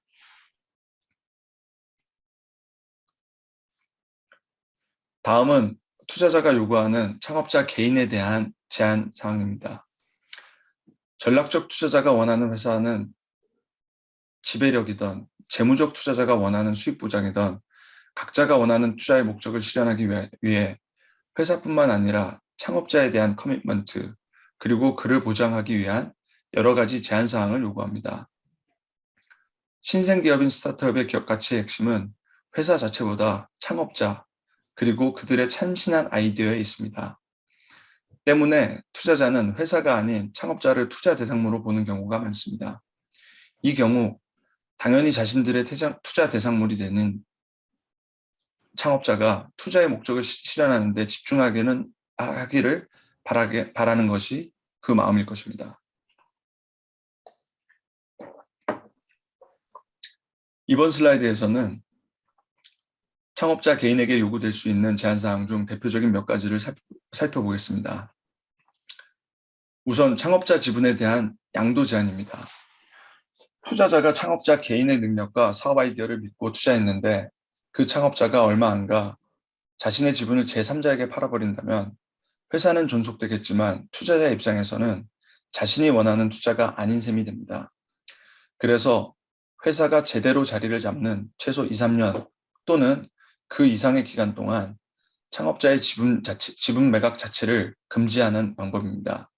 이를 락업이라고 합니다. 락업이 풀린 이후에도 매각 제한을 요구하기도 합니다.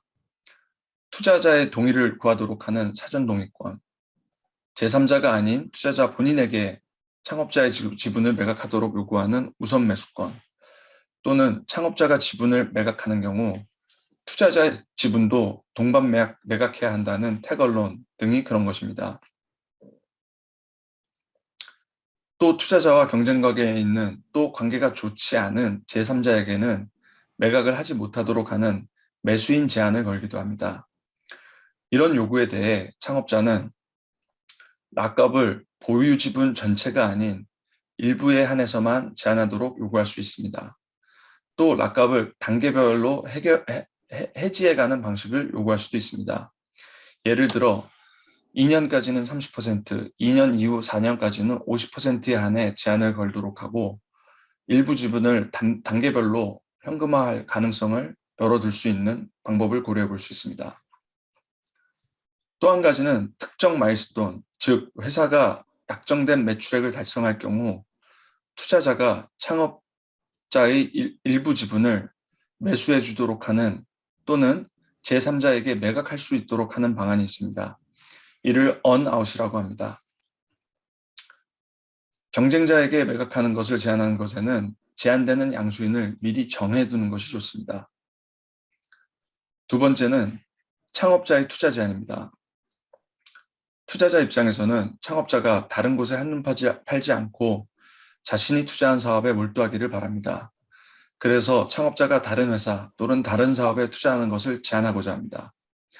그렇다고 창업자의 주식 투자 등 단순한 재무 투자 또는 지인 사업에 대한 재정적 도움을 막는 것은 너무 과도할 수 있습니다.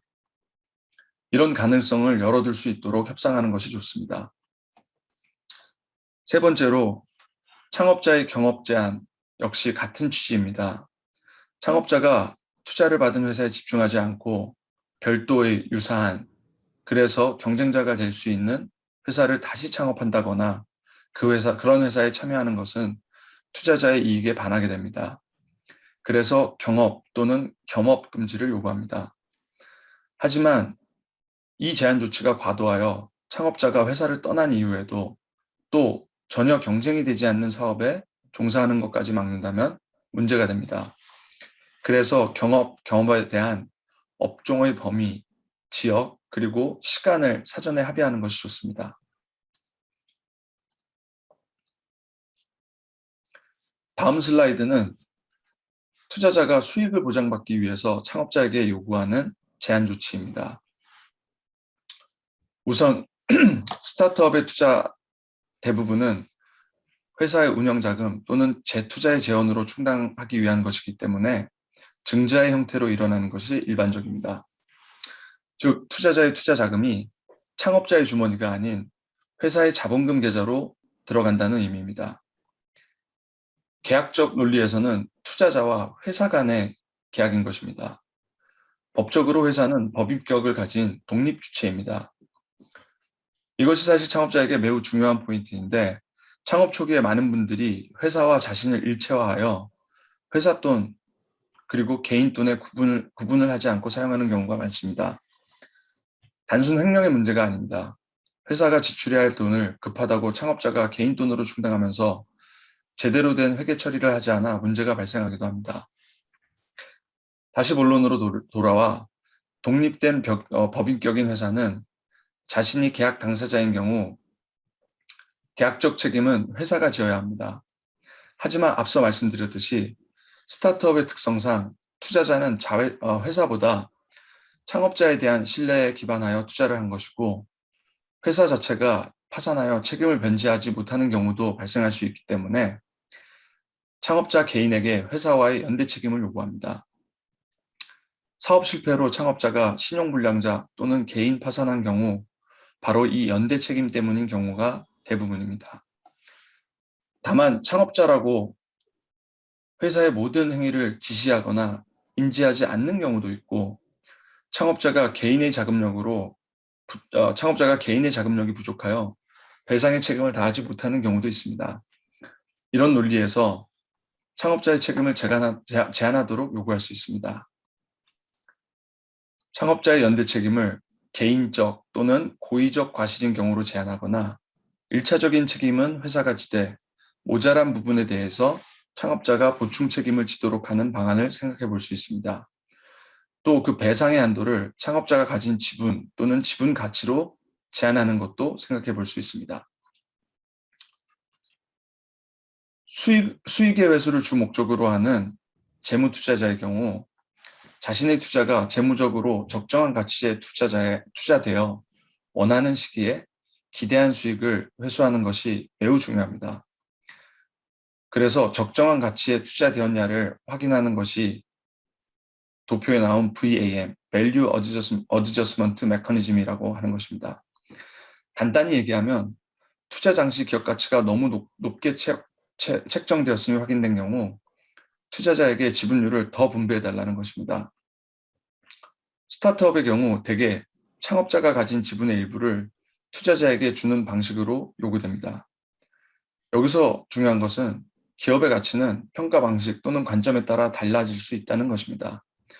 그래서 사전에 평가 방식을 확정해 두는 것이 좋습니다. 특정 평가 업체를 사전에 합의하거나 창업자와 투자자가 보는 기업의 가치가 다를 때 둘의 평균치로 합의한다거나 아니면 업계의 공인을 받는 인사를 미리 정해두고 합의가 되지 않을 경우 그분의 중재에 따른다고 약정을 하는 방안을 생각해 볼 수도 있습니다. 일반적으로 수익 보장을 가장 확실하게 실현하는 방법은 기업의 상장입니다. 그래서 투자자들, 특히 재무적 투자자들은 창업자에게 특정 시점까지 회사를 상장시킬 것을 요구하고 이를 달성하지 못할 경우 투자자의 지분을 특정 가격에 인수해달라고 요청하기도 합니다. 상장뿐만 아니라 특정 기간 내에 약정된 실적을 달성하지 못하는 경우 창업자가 투자자의 지분을 재매수할 것을 요구 조건으로 걸기도 합니다. 이 경우에는 사전에 매입가를 합의해 두는 것, 그리고 실행 기간을 최대한 길게 잡아두는 것이 유리합니다. 여기까지 스타트업의 투자 유치, 그리고 그 반대급부로 요구되는 지분의 분배, 그리고 창업에 대한 제한에 대해서 알아봤습니다. 오늘 논의된 것 외에도 너무나 많은 내용들이 있습니다. 또 M&A 시장이 발전하면서 투자자들을 보호하기 위한 여러 가지 새로운 툴들이 만들어지고 있습니다. 오늘은 짧은 시간이라 그중 대표적인 몇 가지만 간략히 짚어보았습니다. 외부 투자 없이 사업을 지속적으로 성장시킬 수 있다면 좋겠지만 현실에서는 그렇지 않은 경우가 대부분이고 그렇기 때문에 창업을 한 이후에는 꼭 한번 맞닥뜨리게 되는 것이 투자 유치입니다. 피할 수 없으면 즐기라는 말처럼 이 또한 사업을 해나가는 재미로 생각하면 더 좋을 것 같습니다. 오늘 부족한 강의였지만 스타트업을 준비하시는 또는 이미 시작하신 분들이 한 번쯤 생각하실 부분을 함께 공유해 보고자 하였습니다. 조금이나마 도움이 되셨기를 바랍니다. 제 강의는 여기서 마치겠습니다. 감사합니다. 김보영 변호사님 좋은 말씀 감사드립니다. 다음은 중국 베이징에 계신 강사분들을 모시고 한국 서울과 온라인 연결을 통해서 실시간 Q&A를 진행하도록 하겠습니다. 다만 중관촌 인호회의 루안티엔 총감님은 일정 관계상 실시간 질의응답 참여가 어려우셔서 루안티엔 총감님께 추가 질문이 있으신 분들께서는 무역협회 중국 포털 china.kita.net의 질문란에 가입 없이 글을 올릴 수 있으니 활용해 주시거나 또는 한국무역협회 베이징지부 대표 메일 beijingk@kita.net으로 연락 주시면 추후 답변 드릴 수 있도록 하겠습니다. 네, 그러면 대한민국 서울에 위치한 무역협회 스타트업 성장지원실을 한번 연결해 보도록 하겠습니다.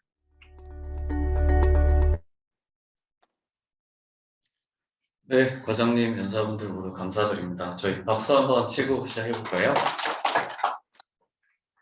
이렇게 강연은 좀 잘 들으셨는데요. 네. 오늘 마지막 순서인 Q&A를 한번 진행해 보도록 하겠습니다. Q&A 순서는 저희가 오프라인 참가자 그리고 처음에 신청해 주셨을 때 사전 질의가 들어온 내용들이 있어요. 거기 중에서 저희가 선별한 내용들이 있어서 그게 2순위 그리고 마지막으로 온라인 참가자 순으로 진행을 하려고 하는데요. 그 오프라인 참가자분들 중에서 질문 있으신 분 손 한번 들어보실까요? 아무도 없으신가요? 저희 쪽에서 그 현장 질의할 수 있도록 자리를 마련해뒀거든요.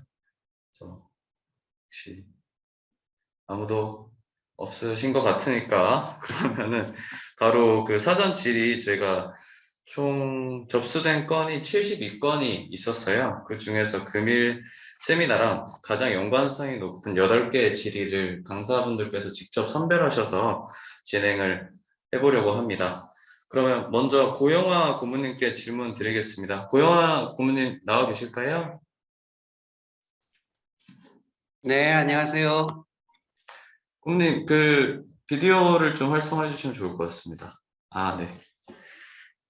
그러면 첫 번째 질문 먼저 드리겠습니다. 시그봇의 김유정님께서 소비재가 아닌 제품, 예를 들면 라이다와 같은 제품의 중국 온라인 홍보 방안에 대해서 질문 주셨습니다. 네, 저희가 KIC 센터장을 할 때 2018년도 봄에 광주 과기원에 있는 그 SOS 랩이라는 그 라이더를 인큐베이션 한 경험이 전에 있었고요. 그래서 여기 지금 시그봇이 라이더를 하고 계시다니까 반갑습니다. 중국의 전 세계에서 아마 두 번째 큰 라이더 회사가 중국에 있습니다. 세계에서 가장 유명한 거는 뭐 벨로다인이라고 미국에 있는 회사지만 가격적으로 싸고 성능비가 좋은 그 라이더는 심천에 있는 로보센스라는 회사가 있습니다. 그래서 중국 시장이 만만치는 않을 것 같은데요. 여기서 질문 자체가 뭐 성공할 수 있느냐 이런 거는 아니고 홍보하는 방법에 대해서 물어봤기 때문에 홍보하시는 방법은 많이 있고요. 여기 알리바바를 우리가 무슨 B2C나 B2B 그런 플랫폼으로도 알고 계시는데 B2B 플랫폼도 있고요. 그다음에 또 이런 여러 가지 그 홍보 방법 중에서 온라인으로 홍보하는 방법 B2B 온라인 사이트를 찾아서 거기다 광고를 하시거나 아니면은 이제 업종별로 이제 그 기업들 DB 같은 거를 구할 수 있기 때문에 그런 DB를 구해서 직접적으로 이제 고객을 선택하는 방법 이런 두 가지 방법이 있을 거라고 생각합니다. 간단히 이렇게 답변을 드리겠습니다. 예, 답변 감사합니다, 고모님. 그 다음 질문 넘어가기 전에 혹시 김보영 변호사님 나와 계신지 한 번만 확인 부탁드려도 될까요? 네, 안녕하세요. 예, 변호사님 감사합니다. 저희 네. 사전 질문 한 3개 정도 고영아 고모님 남았거든요. 요거 하고 바로 넘어가도록 하겠습니다. 좀만 대기해 주십시오. 네, 알겠습니다. 예, 감사합니다. 네, 그러면 고영아 고모님 저희 다음 질문으로 좀 넘어가도록 하겠습니다. 왕성호님께서 중국의 VC에서 한국의 스타트업에 직접 투자도 진행하는지를 질문 주셨는데 아마 사례를 좀 들어서 얘기해 주시면 더 좋을 것 같긴 합니다. 사례는 제가 아까 발표했던 자료에 4가지 사례가 있고 또 김부영 변호사님께서 말씀하신 자료 중에도 2개의 기업이 이미 있기 때문에 사례를 들어서 말씀드리는 것은 좀 시간 낭비인 것 같고요. 그다음에 오늘 제가 이 자료를 보니까 이 자료상으로 봐서 그 네메시스 주식회사라고 이렇게 돼 있는데 아마 이렇게 시스템 반도체 및 바이오 센서 기반의 바이오 진단 솔루션 업체 이런 식의 이름으로 만약에 투자 유치를 신청을 하신다면 여기 몇 개 기업이 신청했을지는 모르겠지만 여기 모두 나와 있는 기업 중에서 가장 환영받는 일단은 관심을 확 끌을 수 있는 그런 제목으로 썼다는 게 굉장히 인상이 깊었고요. 일단 이 제목 자체에서 지금 중국의 투자 트렌드에 맞고 기술 트렌드에 맞는 것들을 종합적으로 이렇게 축약해서 지금 반도체, 바이오 이런 것들을 같이 이렇게 축약해서 만들어 주신 이 내용 이름이 있어서 아마 굉장히 유리한 위치에 있을 거라고 나름대로 이렇게 판단을 하고요. 사례는 저희가 앞서 발표한 자료로 대체하겠습니다. 네, 사례는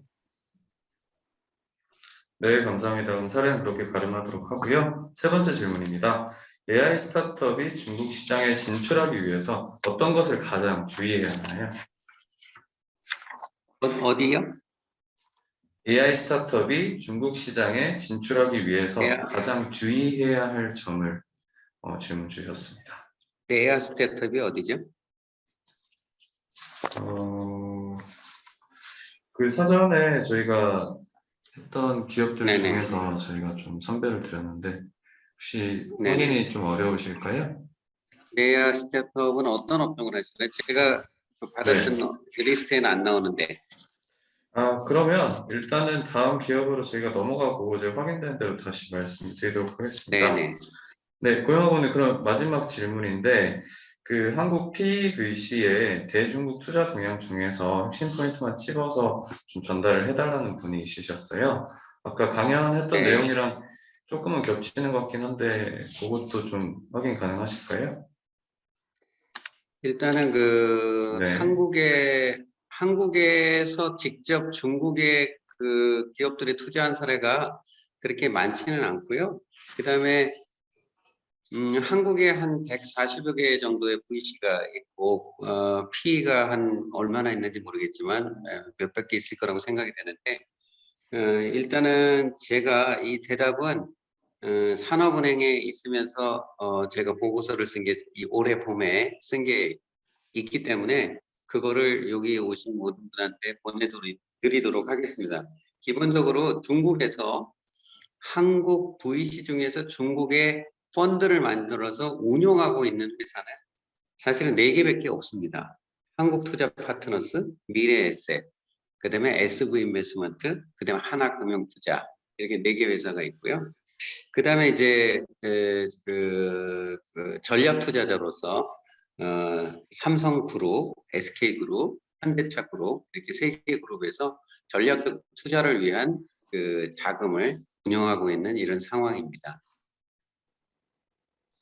예, 답변을 네. 마치겠습니다. 네, 답변 감사드립니다. 그 세 번째 질문 같은 경우에는 저희가 확인해서 그러면 세미나 후에 메일로 네네네. 드리고 답변을 받도록 하고요. 그럼 고모님, 그 네. 고모님에 대한 질문 여기까지 일단 마무리하도록 하고, 네, 김보영 변호사님으로 감사합니다. 넘어가도록. 조금 이따 온라인 질의도 있어서 조금만 대기해 주십시오. 네.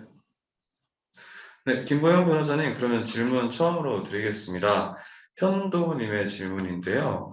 한국에서 제품을 생산해서 중국에 판매를 하려고 하는데, 이때 중국 기업과 합작 회사를 하려고 할 경우 지분은 어떤 방식으로 하는지 합리적인지를 궁금해 하십니다. 네, 지금 합작 회사를 만드신다라고 했는데 중국의 그 외상 투자 기업은 크게 3가지로 나뉘거든요. 외상 독자, 그러니까 외국 투자자가 100% 지분을 갖는 회사가 있고요. 그 합자 회사, 합작 회사가 있습니다. 합자 회사와 합작 회사의 차이는 그 합자의 경우는 지분율에 따라서 수익을 배분하고요. 합작 법인은 지분율과 상관없이 수익 배분의 방식을 당사자 간에 합의를 하는 케이스인데 제가 봤을 때는 이 합작과 합자를 좀 혼용해서 쓰신 것 같고요. 대개는 그 합자 회사 형태로 설립이 되고요. 그 합자 회사는 이제 결국에는 회사에 출자하는 자금, 출자 금액에 따라서 지분을 나누게 되고, 그게 출자분이 뭐 현금뿐만 아니라 뭐 무형의 자산이라든가 특허, 뭐 사업권, 뭐 이런 것들도 다 그 현금으로 환산만 되어질 수 있으면은 지분율에 다 카운팅이 될 수 있거든요. 그래서 그런 것들을 가지고 지분율을 나누게 되고요. 되게 지분율에 따라서 이사회 의석수랑 임원 지명권을 갖기 때문에 회사의 통제력을 이제 지분이 많을수록 회사를 더 많이 통제할 수 있겠죠. 그리고 낮은 지분율을 갖더라도 뭐 저희처럼 이제 100% JB가 합자 회사가 팔게 될 상품이 한국으로부터 공급되고 그래서 이제 한국의 영향력이 더 크다라면은 뭐 거기에 따른 회사의 통제 권한을 또 요구를 할 수도 있습니다. 그리고 지금 그 밑에 질문 보면 이제 100% 공급을 하는데 이 부분에서는 대부분 그 한국 본사의 상품을 중국의 JV에서 줘가지고 팔 때는 대부분 한국 본사와 중국 JV 간의 무역으로 이루어지거든요. 그렇기 때문에 이 상품을 뭐 현물 투자해가지고 지분율을 가져가는 그런 경우는 없고요. 다만 한국 본사가 이 상품을 중국에서 팔 수 있는 독점 대리권을 JV에게 주는 경우 이런 것들을 또 지분율에 반영할 수도 있습니다. 그래서 그런 것들을 다 종합해가지고 지분을 잘 합리적으로 분배를 하시면 좋을 것 같습니다. 네, 감사합니다. 다음으로 김현화님께서 중국 지사의 설립을 위한 절차, 규정, 주의할 사항에 대해서 질문 주셨습니다. 네.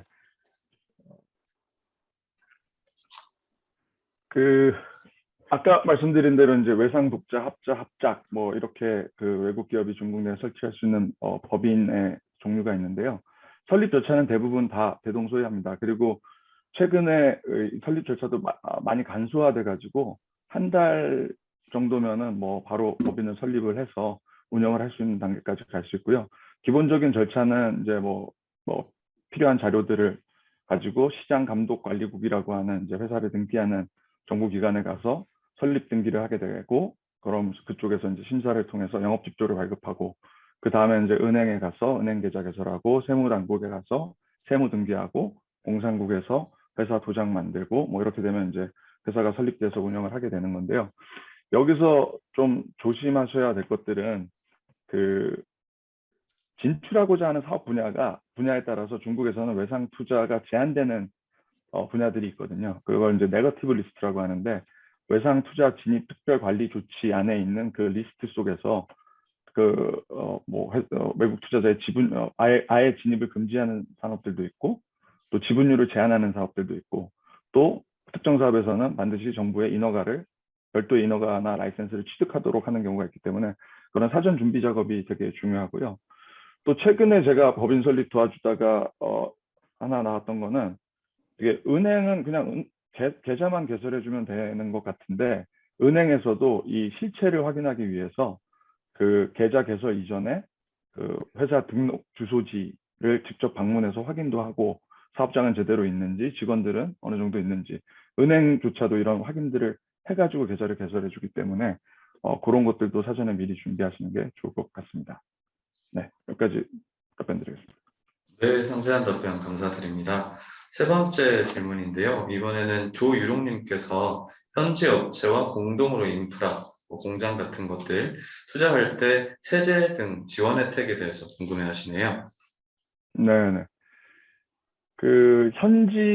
중국에서 공장을 투자하게 될 때는 이제 각 지방 정부들마다 그 초상국이라고 하는 투자 유치 부문이 있습니다. 그리고 최근 추세는 이제 그 초상국뿐만 아니라 토지 당국, 그리고 공상 당국, 그리고 세무 당국들이 다 합쳐져 가지고 하나의 원스톱 서비스를 제공을 하고 있는데, 대부분 이제 공장을 짓고 들어가는 경우는 그 지역에서는 상당한 큰 투자 유치가 되는 거거든요. 단순 법인 설립도 아니고 생산 라인이 들어온다라는 거는 그 지역에서 세수도 발생하게 되는 거고, 또 고용 창출도 되는 거고. 그래서 부지를 선정하기 전에 여러 군데 후보군을 두고, 물론 그 부지의 선정, 주변의 인프라들 이런 것도 따지겠지만은, 많은 경우에 이제 현지 정부와 협상을 진행을 합니다. 그래서 그 정부에서는 다른 곳에 이 공장을 뺏기지 않기 위해서 되게 좋은 혜택들을 많이 제시를 하거든요.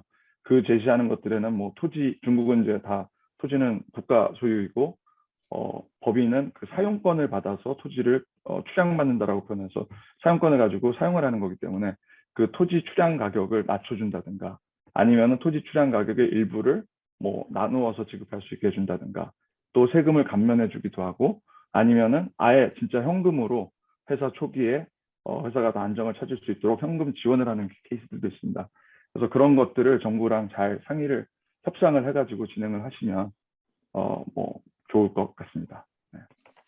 네, 답변 감사드립니다. 네, 그럼 이제 마지막 질문입니다. 황경원님이신데요. 그 중국 진출 시 투자 유치를 하게 된다면 반드시 중국 법인을 세워야 하는지, 아니면 우리나라에 두고 운영을 해도 불이익은 없을지 여쭙습니다. 법률적으로는 반드시 중국에 법인을 세워야 되는 것 아니고요. 또 제가 말씀드렸던 사례 이니바이오 같은 경우 지금 그냥 법인은 한국에만 있거든요. 그런데도 중국 VC나 PE에서 투자를 한국 쪽으로도 하고는 있고요. 근데 이제 이 중국에 법인을 설립하는 거는 투자 유치와 별개로 중국 시장을 어떻게 진출하고 중국에서 사업을 어떻게 풀어갈 거냐에 따라서 법인을 설립하는 게 설립 여부를 결정해야 될 것 같고요. 또 투자 유치 측면에서 보자면은 중국이 해외 투자하는데 여러 가지 제약들이 있습니다. 그래서 일부 산업 분야에서는 투자를 정부가 장려하지 않는, 예를 들면은 한동안 한참 중국 기업들이 제주도에 부동산 투자들 많이 했었었고, 한국의 엔터 기업들 투자를 많이 했었었는데요. 지금 이 두 가지 부동산과 문화 산업은 약간 투자를 장려하지 않는 산업 부문에 들어갑니다. 그래서 그런 경우는 중국의 투자자들이 한국 기업으로 바로 투자가 할 수 없기 때문에 투자를 받는 플랫폼을 중국 내에 설립하거나, 아니면 홍콩이나 이런 데다 설립하기도 하고 있습니다. 예. 네, 충분히 답변이 된 것 같습니다. 사전 질의 이 정도로 마무리하도록 하고요. 온라인 질의로 넘어가기 전에 오프라인에 혹시 마음이 바뀌신 분이 있으시다면, 네, 없는 걸로 알고 온라인 질의로 그럼 바로 넘어가도록 하겠는데요. 온라인 질의에 대해서는 저희 고문님과 그리고 변호사님 중에서 답변이 더 빠르신 분 선착순으로 저희가 진행하도록 하겠습니다. 네, 그러면 첫 번째 질문을 한번 드려보겠는데요.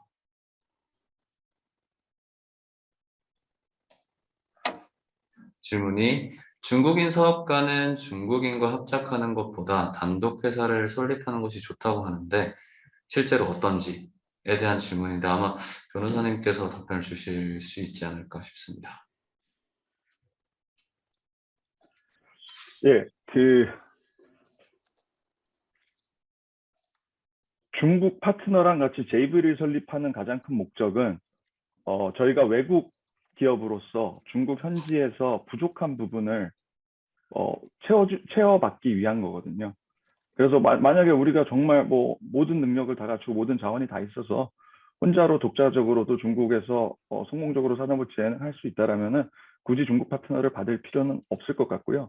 또 이제 뭐 지인께서는 이제 또 혼자 단독 회사를 하는 게 좋다라고 했던 이유는 JV의 경우에는 결국에는 이제 뭐 크건 작건 그 파트너들끼리의 또 의견 불일치도 있을 수 있고 또 과거에는 뭐 사업권을 뺏겼다 뭐 이런 이제 약간 좀 극단적인 또 안 좋은 소식들도 들리기 때문인데 제가 느꼈을 때는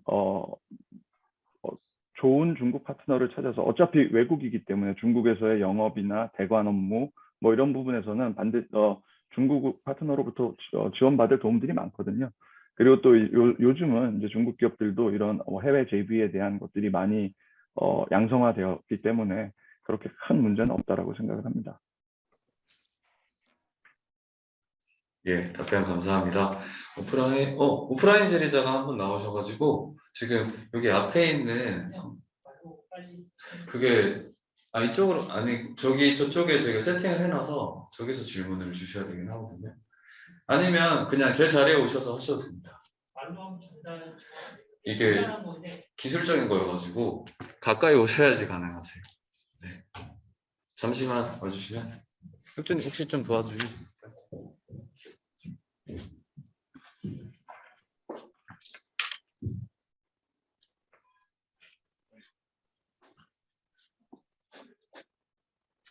그 변호사님한테 여쭈겠는데요. 그 중국의 그 스톡 옵션 그 유한 회사이기 때문에 좀 뭔가 좀 차이가 있었던 것 같은데요. 뭐 신탁을 말씀하신 것 같은데 혹시나 좀 다시 한번 설명 주실 수 있나요? 네. 그 중국에서 그러니까 한국은 대부분의 회사들이 주식회사로 설립돼서 회사가 주식을 발행하고 그 주식을 인수하면은 주주가 되는 것인데요. 중국에서는 주식회사는 특히 초기 설립된 회사들은 대부분 유한 책임 회사로서 주식을 발행하지 않습니다. 그리고 주식회사는 중국에서 주주가 200명으로 제한되고 또 상장 전에 약간 상장을 가기 위한 중간 단계의 형태거든요. 그래서 거의 그냥 디폴트로 대부분 회사를 유한 책임 회사라고 보시면 되는데 유한 책임 회사의 주주는 회사에 출자를 해가지고 그 출자의 지분율에 따라서 지분율을 갖는 주주가 되는 거고 이 주주는 시장관리 감독국이라고 하는 공산국에 등기가 되어야 된다. 근데 이 주주 변경을 하는 절차가 대부분 다른 주주들의 협조가 많이 필요하거든요. 서명도 해줘야 되고 뭐 동의도 해줘야 되고 그래서 이 주주로 들락날락 하는 것이 그렇게 쉽지가 않습니다. 근데 그거를 계속해서 우리가 뭐 매년 직원들한테 스톡 옵션을 발행해서 이 직원들을 실제 주주로 등기하자라면은 이 절차나 그리고 다른 주주들이 동의하느냐 마느냐 여러 가지 제약들이 많거든요. 그래서 아예 설립 초기에 내가 직원들한테는 한 10% 정도는 전체 풀로 직원들을 위한 스톡 옵션으로 남겨두겠다라고 하면은 아예 펀드 형태 플랫폼을 만들어서 초기부터 그냥 회사의 지분을 그 플랫폼에 줘버리는 겁니다. 그리고 그 펀드의 직원들이 LP의 형태로 참여를 해서 주식을 간접적으로 갖는 형태의 스톡 옵션을 많이 사용하고 있습니다. 네, 답변이 되셨을까요? 네. 혹시 뭐 오프라인 참가자분들 중에서 추가 질문 있으신 분은 없으실까요? 온라인 참가자 중에서도 혹시 있으시면 지금 말씀해 주시면 되겠습니다. 채팅으로 남겨주시면 저희가 진행할 수 있는데요. 조금만 기다려보고 없으면 마무리하는 걸로 하겠습니다. 네, 조금이 지난 것 같아서 그러면 마무리하도록 하겠습니다. 오늘 한 2시간 동안 온 오프라인의 중국 시장의 개척자분들과 저희가 세미나를 함께 해보았는데요. 일단 Q&A 세션 고생해주신 저희 고영화 고문님과 그리고 김보영 변호사님께 박수 한번 부탁드리겠습니다. 네, 열심히 준비해주신 저희 무역협회 베이징 지부한테도 한 번만 더 박수 부탁드리겠습니다. 네, 이렇게 준비한 강연과 Q&A 모쪼록 많은 도움이 되었기를 바라면서 중국의 스타트업 생태계와 진출 사례 웨비나는 이것으로 마무리하도록 하겠습니다. 지금까지 무역협회 성지훈 대리였습니다. 감사합니다. 감사합니다.